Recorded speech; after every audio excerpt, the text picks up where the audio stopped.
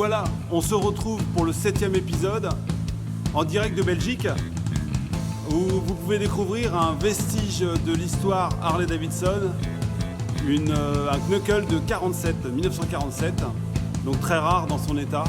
Voilà. Et on découvre ensemble durant cet épisode comment j'ai pu réaliser la partie inférieure et supérieure du cadre. Allez, vous me suivez ?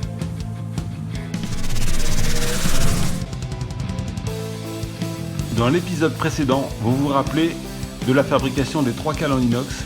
Maintenant, il ne me reste plus qu'à les relier en haut et en bas du cadre.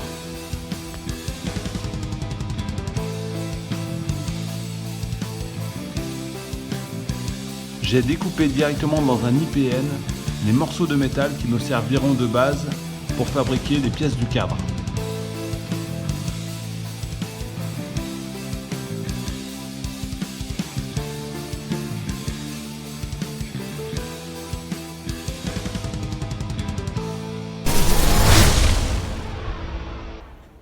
Voici la pièce de cadre que j'ai construite à partir d'un morceau de métal et que je vais pouvoir souder au cadre. Cette pièce fera le relais entre le support de bras oscillants, les cylindres blocs de boîte de vitesse pour la fixation arrière du moteur. Je vous rappelle qu'on est parti d'une Electra.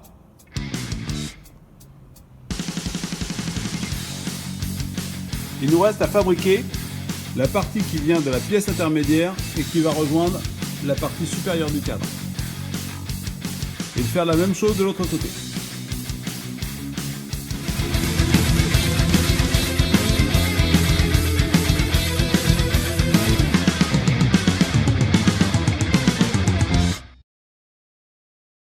Lors de la fabrication de cette pièce, j'ai voulu lui donner un petit design sympa qu'on va retrouver dans les pièces qu'on va fabriquer pour le dessus.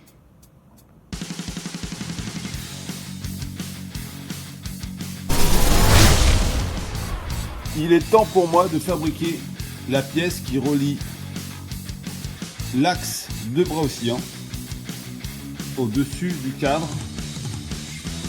c'est-à-dire directement sur la poutre centrale. Je pense qu'un morceau de carton peut faire l'affaire pour un gabarit. Ensuite, on passera sur une petite tôle très fine de façon à pouvoir la cintrer correctement. Et ensuite, nous pourrons découper la pièce définitive. Mon carton est mis à plat. Je vais pouvoir m'en servir comme gabarit pour découper une petite plaque de tôle très légère.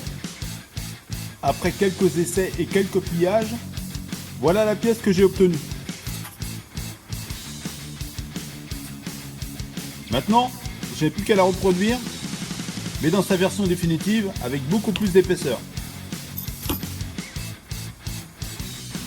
Voilà ma pièce découpée dans un morceau de métal de 12 mm d'épais. On va passer au cintrage pour reproduire la forme du gabarit en métal.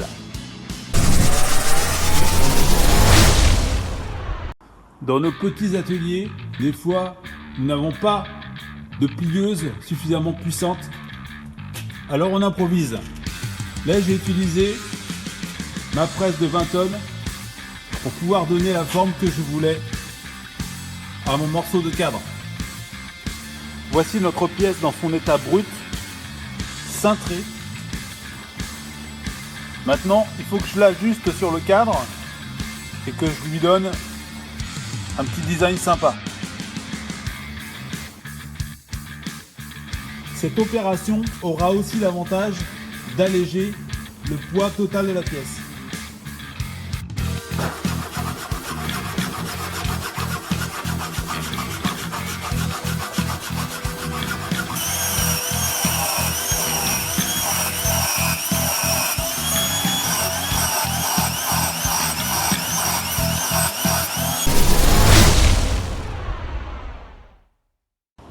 Voilà ma pièce finie et prête à être soudée sous le cadre.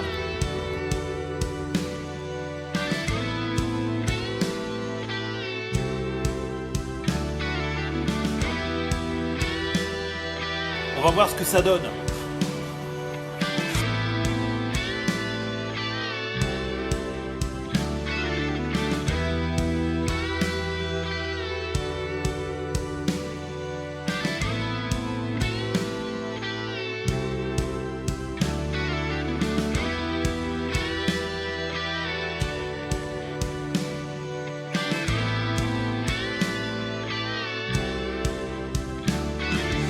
Retrouvez-moi dans les prochains épisodes pour la fabrication de cette fabuleuse machine, la Café Racer 8D.